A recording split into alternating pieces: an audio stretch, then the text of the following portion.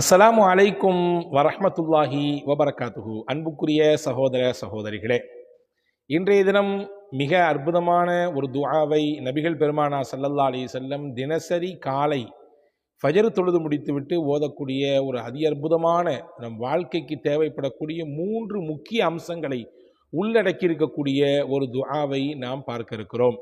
என்ன துஆ என்பதை இந்த காணொளியை முழுமையாக நீங்கள் பாருங்கள். சிறந்த நற்பலன் உங்களுக்கும் எனக்கும் கிடைக்கும் என்று நான் நம்புகிறேன், கருதுகிறேன்.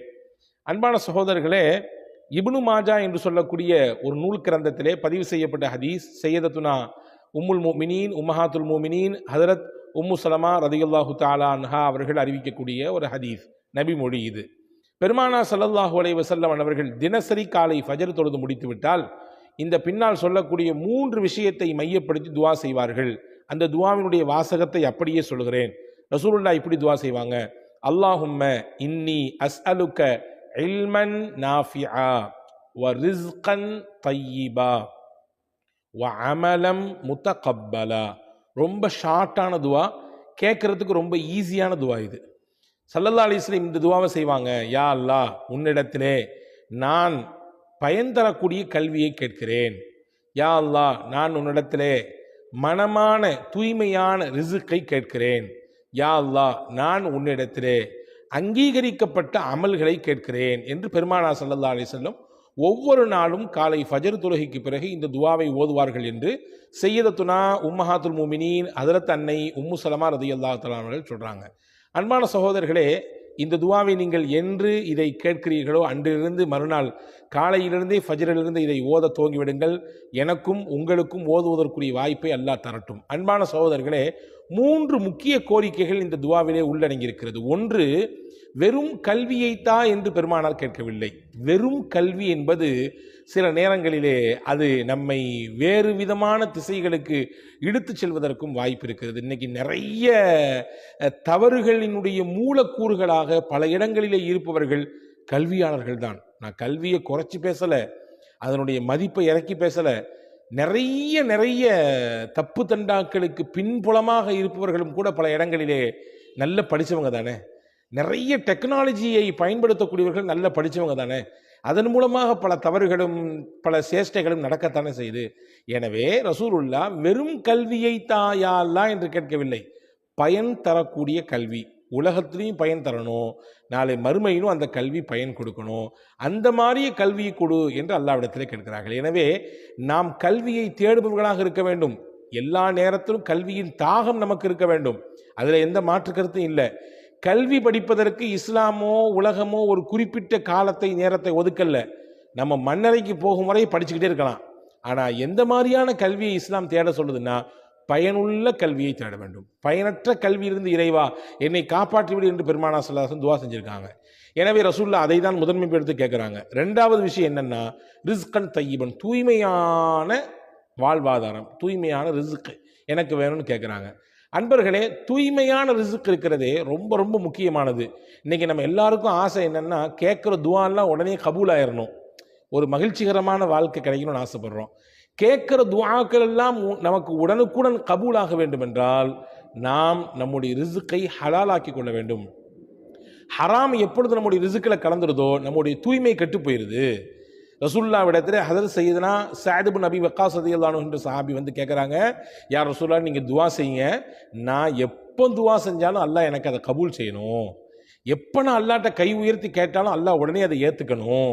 எனவே நீங்கள் துஆ செய்யுங்க நபியே என்று சஅத் இப்னு அபி வக்காஸ் என்ற நபித்தோழர் சஹாபி கேட்கிறார்கள். இப்போ ரசூலுல்லாஹ் சஅத் இப்னு அபி வக்காஸ் ரலியல்லாஹு, சரிம்மா நான் துஆ செய்கிறேம்மா அப்படின்னு சொல்லிட்டு விடலை. சொன்னாங்க: யா சஅத் அதிப் மத்அமக், உங்களுடைய உணவு தூய்மையாக இருக்கட்டும், ஹராம் கலந்துடாம, தப்பான முறையில் சம்பாதிச்ச அந்த காசு பணம் கலந்துடாம. அப்படி கலந்து போச்சுன்னா உங்களுடைய உணவு கெட்டு போய்விடும், உங்களுடைய உணவில் இருக்கக்கூடிய தூய்மை போய்விடும். எப்போ தூய்மை போயிடுச்சோ உங்களுடைய துஆ ஏற்றுக்கொள்ளப்படாது. எனவே யாருக்கெல்லாம் துஆ ஏற்றுக்கொள்ளப்பட வேண்டும் என்று விருப்பம் இருக்குதோ அவங்க தங்களுடைய ரிஸ்க்கை ஹலாலா ஆக்கிக்கட்டும், தூய்மையாக இருக்கணும், நல்லதை எடுத்துக்கணும். ஹராம் என்பது அசுத்தமானது, அதை எடுக்கக்கூடாது. எப்போ அசுத்தம் கடந்து போச்சோ அப்போ அந்த துஆவுக்கு வேல்யூ இல்லாமல் போயிடும் அப்படின்னு ரசூல் ஸல்லல்லாஹு அலைஹி வஸல்லம் சொன்னாங்க. அப்போ இதுதான் 2வதாக ரசூலுல்லாஹ் முதன்மைப்படுத்துகிறாங்க. 3வதாக பெருமானார் ஸல்லல்லாஹு அலைஹி வஸல்லம் கேட்டது அமலன் முத்தகப்பலா, யா அல்லாஹ் நாங்கள் செய்யக்கூடிய அமல்கள் எல்லாம் அங்கீகரிக்கப்படணும். நிறைய செய்கிறோம், நிறைய துவா ஓதுறோம், நிறைய குரான் ஓதுறோம், நிறைய தொழுகிறோம், நிறைய உம்ராவுக்கு போகிறோம், நிறைய ஹஜ்ஜுக்கு போகிறோம், நிறைய நிறைய நிறைய நிறைய செய்கிறோம், தான தர்மங்கள் செய்கிறோம். இதெல்லாம் எல்லாம் ஏற்றுக்கணுங்க. ஏற்றுக்காட்டி நாம் செஞ்சதுக்கு என்ன அர்த்தம் இருக்குது இல்லையா? ஒரு விஷயம் செய்கிறோன்னா அந்த செயலுக்கு பின்னால் அதிலிருந்து நமக்கு ஒரு மகிழ்ச்சி கிடைக்க வேண்டும் இல்லையா? சாப்பிட்றோம், சாப்பிட்ட பின்னாடி வயிறு நிறையணும் இல்லை? நம்ம சுற்றுலாவுக்கு போகிறோம், அங்கே போனதுக்கு பின்னாடி நமக்கு மகிழ்ச்சி, சந்தோஷம், ஒரு ரிலாக்ஸேஷன் கிடைக்கணும். அங்கே போயும் கஷ்டம், அங்கே போயும் சிரமம், அங்கே போயும் தலைவலி இருந்தால் அது ஒரு சுற்றுலாவாக ஆகுமா? அதனுடைய பலன் கிடைத்ததாக ஆகுமா? இல்லை. அதே மாதிரி உலகத்தில் நம்ம செய்யக்கூடிய நன்மைகள் எல்லாம், இபாதத்துகள் எல்லாம் அல்லாட்ட அங்கீகரிக்கப்படும். அங்கீகரிக்கப்படாமல் நம்ம முகத்திலே தூக்கி எறியப்பட்டுச்சுன்னா என்ன ஆகும்? ரசூலுல்லாஹ் அதை கேட்குறாங்க, யா அல்லாஹ் அமலை கபூல் செய்யி, அங்கீகாரத்தை கொடுன்னு கேட்குறாங்க. நம்முடைய அமல்கள் எல்லாம் அங்கீகரிக்கப்பட வேண்டும் என்றால் ஒரே ஒரு கண்டிஷன் தான், ஒரே ஒரு கண்டிஷன். என்ன கண்டிஷன்? அந்த அமல் செய்கிறதுக்கு முன்னாடி மனசு தூய்மையாக இருக்கணும். வேற யாருக்கானி செய்ய வேண்டிய தேவையில்லை, யாருக்கும் நம்ம காட்ட வேண்டிய அவசியம் இல்லை. நான் பெரிய குரானை ஓதக்கூடியவன்றதை சொல்ல வேண்டிய தேவையில்லை. நான் 40 வருஷம் தஹஜ்ஜுத் தொழுதுட்டு இருக்கேன்றதை வெளிப்படுத்த வேண்டிய அவசியம் இல்லை. நான் அள்ளி அள்ளி கொடுப்பேன், என் குடும்பம் அப்படி தான், என்னுடைய பேக்ரவுண்டே அப்படி தான், எங்கள் வாப்பா எங்கள் வாப்பாட வாப்பா எங்களுடைய பரம்பரைலாம் நாங்கள் கொடுத்தே பழக்கப்பட்டவங்க அப்படின்னா சொல்ல வேண்டிய அவசியம் கிடையாது. மனசை தூய்மையாக வச்சுட்டு இஹ்லாஸாக எந்த அமலையும் செய்யணும். இஹ்லாஸாக தூய்மையோடு செய்யக்கூடிய சிறிய அமலாக இருந்தாலும் அல்லாஹ்விடத்திலே அது ரொம்ப வேல்யூபிளானது, ரொம்ப விலை மதிப்பற்றது. எனவே தான் ரசூலுல்லாஹி ஸல்லல்லாஹு அலைஹி வஸல்லம் இந்த 3 முக்கியத்துவமான விஷயத்தை ஒரு நாளினுடைய துவக்கத்தில் இருக்கக்கூடிய காலையிலே கேட்கிறார்கள். யா அல்லாஹ் எனக்கு பயனுள்ள கல்வியை கொடு, எனக்கு மனமான தூய்மையான ரிஸ்கை கொடு, அதே போன்று என்னுடைய அமல்கள் எல்லாம் அங்கீகரிக்கப்படக்கூடிய வாய்ப்பை கொடு என்று கேட்டார்கள்.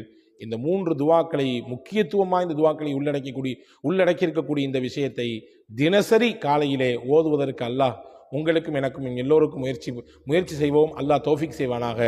ஆமீன். வஸ்ஸலாம். அஸ்ஸலாமு அலைக்கும்.